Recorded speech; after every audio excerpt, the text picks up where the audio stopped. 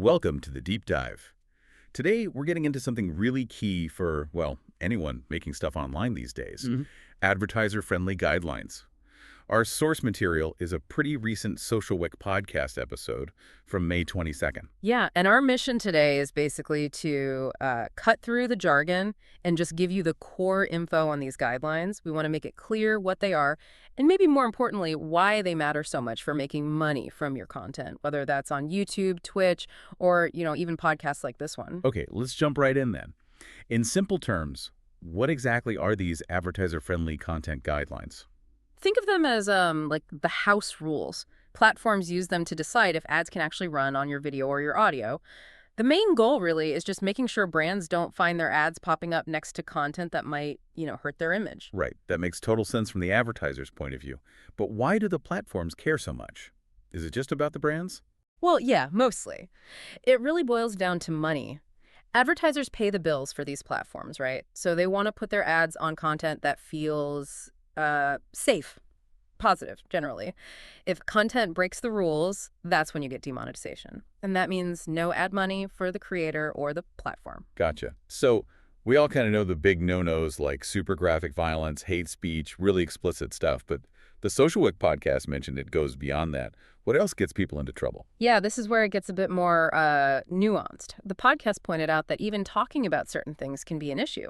Things like, say, heavy politics or really sensitive news stories, even stuff they flagged as medical misinformation.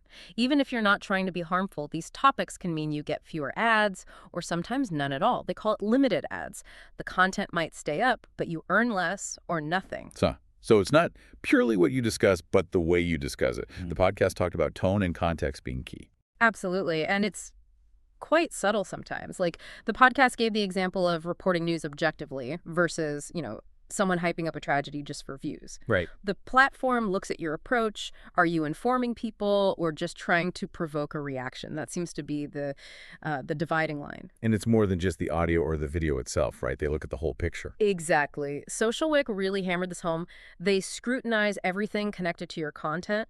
The actual video or audio, sure, but also the thumbnail image, the title you pick, believe it or not, even the comment section. Wow, the comments too. Yeah, they use a mix of AI systems and actual people, human reviewers, to check all these different pieces. Okay, let's maybe dive into some specifics that often get flagged. Language was one they mentioned. What's the deal with swearing? So with language, it seems to be about how much and where.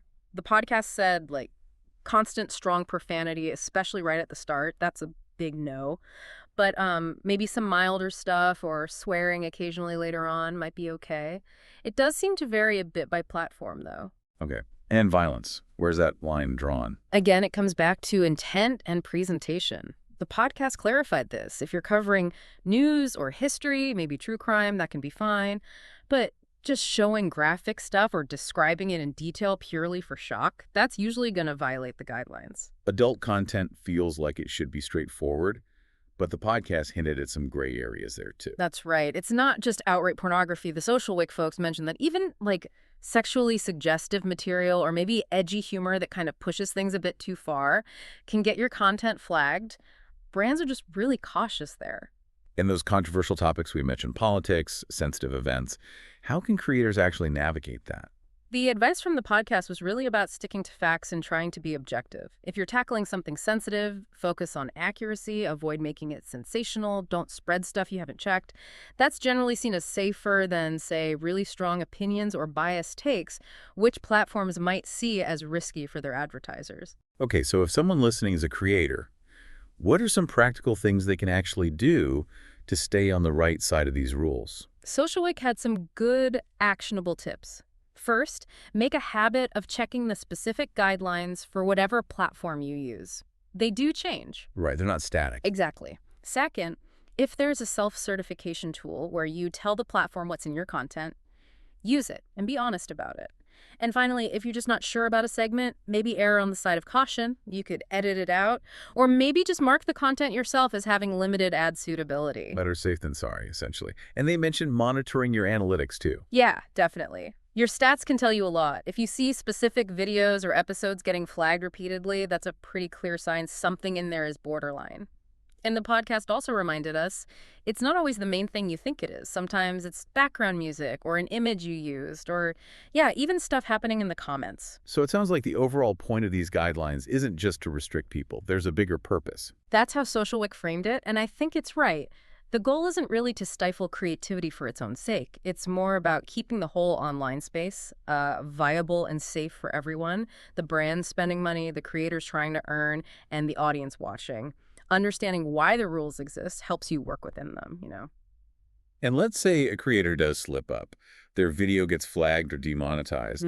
What happens then? Are there options? Yeah, most platforms do have an appeals process, which the podcast mentioned. If you think they got it wrong, you can usually ask for another look. And often you can actually edit the content, take out the problem part, and then resubmit it for monetization. Okay.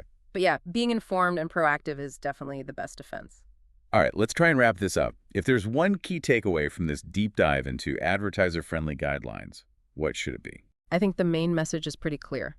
If you want to actually earn money from your online content consistently, you have to understand these guidelines. It's not just helpful, it's pretty much essential for any kind of long-term success.